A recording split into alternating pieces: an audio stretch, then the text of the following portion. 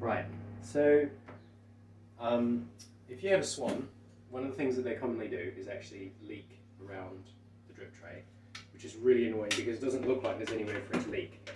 So you can see the two parts. I've already taken this one apart. There's 4 screws holding the bottom in place and some little clips that you need to ease out gently, but it's mainly the 4 screws. But it leaks between these 2 plates, and it leaks down the clip holes, and then you end up having a whole lot of coffee coming underneath the tray when it's really full, which is really quite annoying. So it's quite easy to fix once you've dismantled it to this level. You need some silicone, like a bathroom silicone.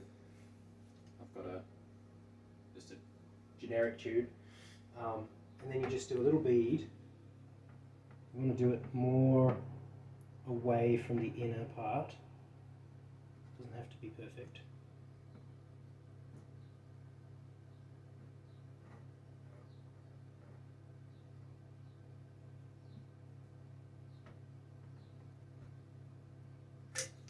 Something like that. Now, probably best to smooth it. You can tidy up this afterwards. Remember, most of this you can't actually see anyway.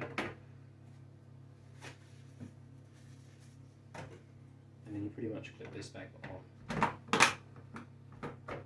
Like that.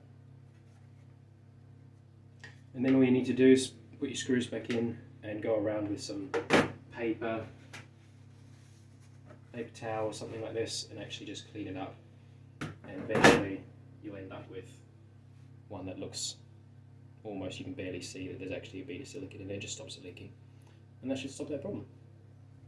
Thanks.